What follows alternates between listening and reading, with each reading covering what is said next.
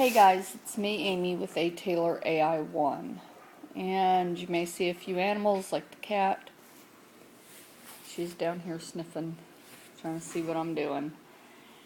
Okay, why are you looking at dry milk and evaporated milk? Well, let's talk about some stuff here, because I know I was really confused, well, a long time ago, really confused about it, and now I may know a few things, but not everything, so the disclaimer I'm going to give is I'm going to give you the best information that I know how to give you based on what I've researched and what I know through, whatever process of learning, So, we're looking at dry milk and evaporated milk. This does have to do with what they're calling the physical cliff. If by January 1st at midnight, between the 31st and the 1st, if there isn't some sort of agreement reached, taxes are going to go up for the middle class. And, this has been the whole issue, and I think a lot of what is the issue of the Farmers Act 1949 has been ignored. And you've all heard it, that the milk prices are supposed to skyrocket if they don't reenact the 1949,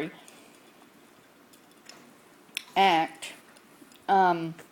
So first I want to tell you what the 1949 act was about. Okay, the 1949 Farmers Act, or the Farmers Subsidy, was put into place because we had dust bowls. Now, the Depression had happened like approximately 20 years earlier.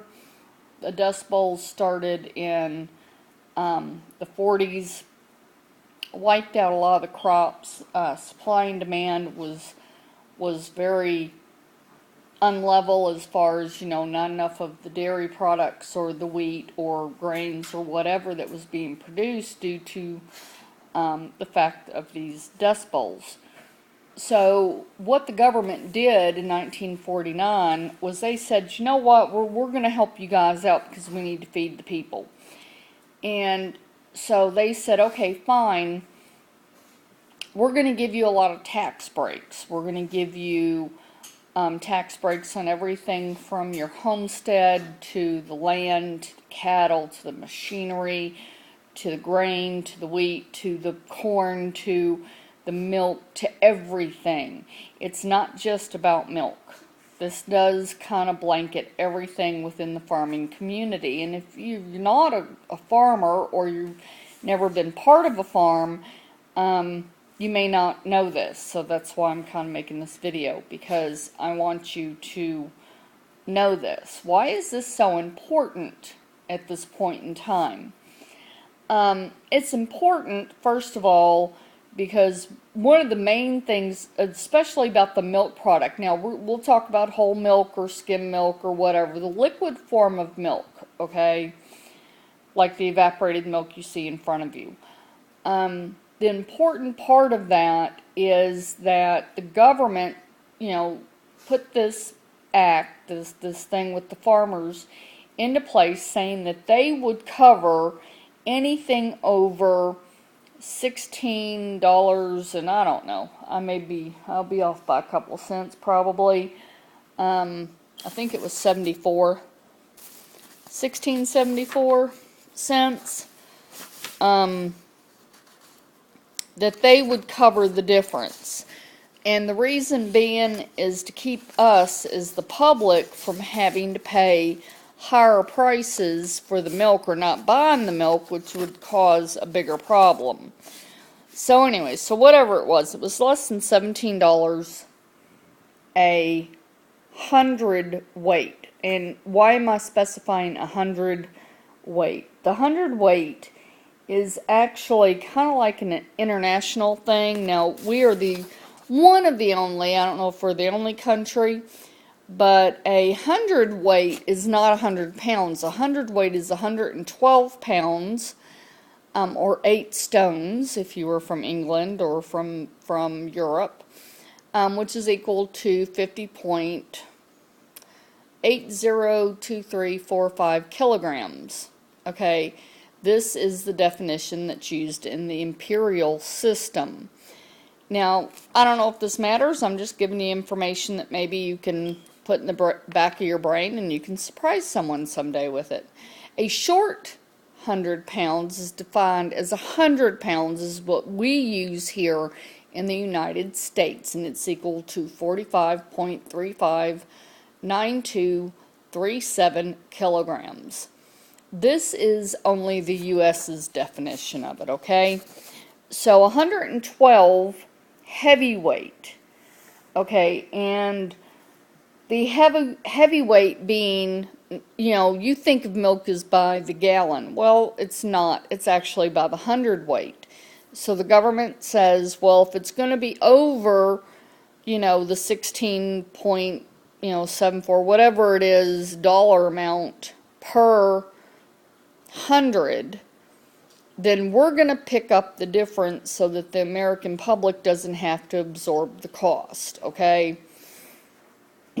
So everyone's freaking out about this because we don't currently have any secondary thing in place. And the biggest thing that I think people aren't thinking about is that it's not just about the milk going up in price. It is your cheese, your sour cream, your cottage cheese, your yogurt.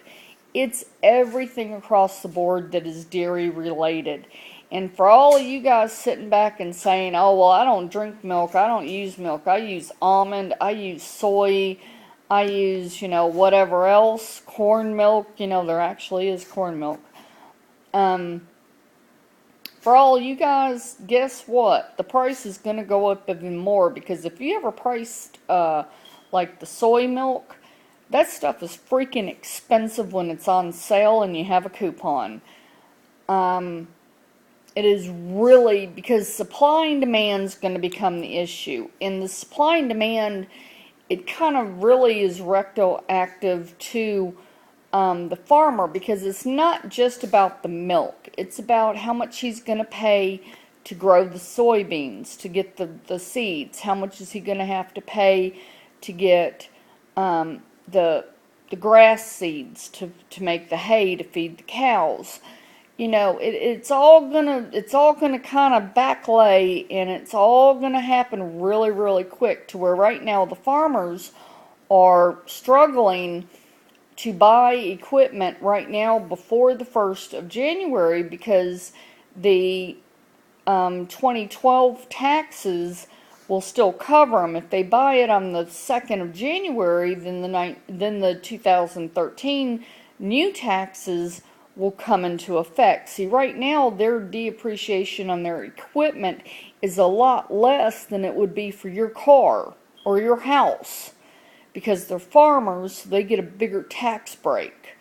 They're not going to get that anymore. So therefore, they're going to charge more, or not charge, they're going to charge more for their products, because they're going to have to pay more at the end of 2013. So because of this, this is the worry that they're having, is that people like us, like me, I'm not paying $6 for a gallon of milk or $8 for a gallon of milk, much less $4 for a freaking thing of yogurt that's 8 ounces. I'm not doing it. So that's why I'm kind of, like I'm saying, I'm showing you this here, the dry milk, you know, because I went out yesterday looking. The evaporated milk, you can dilute it. You do half and half with water. You have skim milk. The dry milk right now is less than $4 for these small packages, going up to $20 for the huge big boxes. If you believe that, you know, there's a big chance, if you believe there's a big chance that the pricing is going to go up, you may want to go stock up, because you can still use this, you know, even if it doesn't. But I really don't think we're going to get pulled out of this one. And I just wanted to give you information on why. And please leave me a comment. Let me know if you think differently. Make a video response. Do whatever. Live, love, and eat. Bye.